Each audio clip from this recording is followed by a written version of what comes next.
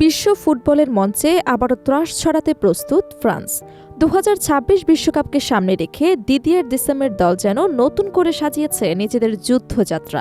Kylian এমবাপ্পেকে কেন্দ্র করে গড়ে ওঠা এই স্কোয়াডে আছে গতি, শক্তি, অভিজ্ঞতা আর তরুণ প্রতিভার বিস্ফোরক মিশেল।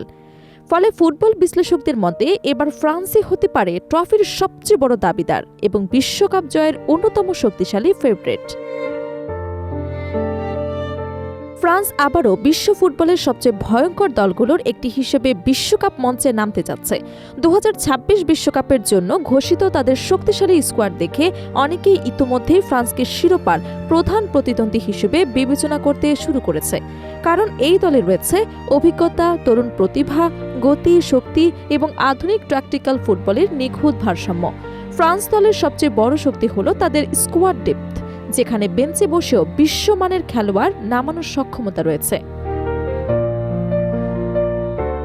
ডিফেন্স থেকে শুরু করে আক্রমণ, প্রতিটি পজিশনে ফ্রান্সের একাধিক ম্যাচ উইনার রয়েছে। বিশেষ করে মিডফিল্ডে তাদের শারীরিক শক্তি ও বল কন্ট্রোল এবং গেম টেম্পো নিয়ন্ত্রণের ক্ষমতা যে কোনো প্রতিপক্ষের জন্য বড় চ্যালেঞ্জ তৈরি করে। দ্রুত ট্রানজিশন, কাউন্টার অ্যাটাক এবং ডাইরেক্ট ফুটবলে তারা অত্যন্ত কার্যকর, যা বড় ম্যাচে ফলাফল নির্ধারণে গুরুত্বপূর্ণ ভূমিকা রাখে। এই দলের আক্রমণ ভাগের প্রধান ভরসা কিলিয়ান এমবাপ্পে। তার গতি, ফিনিশিং এবং বড় ম্যাচে পারফর্ম করার অসাধারণ ক্ষমতা ফ্রান্সকে আলাদা উচ্চতায় নিয়ে গেছে।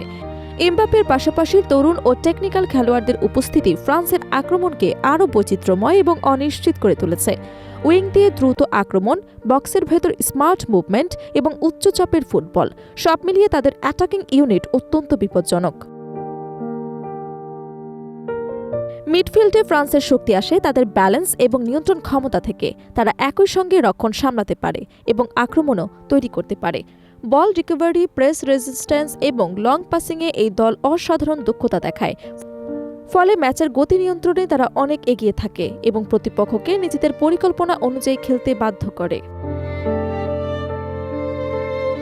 ডিফেন্সেও ফ্রান্স অত্যন্ত শক্তিশালী। তাদের সেন্টার ব্যাকরা শারীরিকভাবে শক্তিশালী এবং এয়ার ডুয়েলের দক্ষ এবং হাই ডিফেন্স লাইন খেলতে স্বাচ্ছন্দ্য বোধ করে। ফুল ব্যাকরা আক্রমণে উঠে এসে অতিরিক্ত সুযোগ তৈরি করে, আবার দ্রুত নিচে নেমে রক্ষণ সামলাতেও সক্ষম। এই টেকনিক্যাল ফ্লেক্সিবিলিটি ফ্রান্সকে আরও বিপজ্জনক দল হিসেবে গড়ে তুলেছে। কোচ দিদিয়ের দেশাম দীর্ঘদিন ধরে এই দলকে পরিচালনা করছেন এবং তার অভিজ্ঞতা ফ্রান্সের সবচেয়ে বড় সম্পদগুলোর একটি। তিনি ম্যাচ পরিস্থিতি বুঝে কৌশল বদলাতে পারদর্শী। সাধারণত 4-3-3 অথবা 4-2-3-1 ফরমেশন ব্যবহার করে দলকে পরিচালনা করেন। বড় দলের বিপক্ষে ফ্রান্স সাধারণত অপেক্ষা করে খেলে এবং কাউন্টার অ্যাটাকে আঘাত হানে, আর তুলনামূলক দুর্বল দলের বিপক্ষে বলের নিয়ন্ত্রণ নিয়ে ধৈর্য ধরে আক্রমণ করে তোলে। ফ্রান্স কেন বিশ্বকাপ জিততে পারে? এর সবচেয়ে বড় কারণ তাদের অভিজ্ঞতা এবং মানসিক দৃঢ়তা। এই দলের অনেক খেলোয়াড় ইতোমধ্যে বিশ্বকাপের ফাইনালে খেলেছে এবং চাপের ম্যাচ সামলানোর অভিজ্ঞতা অর্জন করেছে। বড় টুর্নামেন্টের ধারাবাহিক পারফরমেন্স করার অভ্যাসও তাদের শক্তিশালী করে তুলেছে। সব মিলিয়ে ফ্রান্স এমন একটি দল যার শক্তি, গতি, ট্যাকটিক্স এবং অভিজ্ঞতার দিক থেকে প্রায় সম্পূর্ণ একটি প্যাকেজ।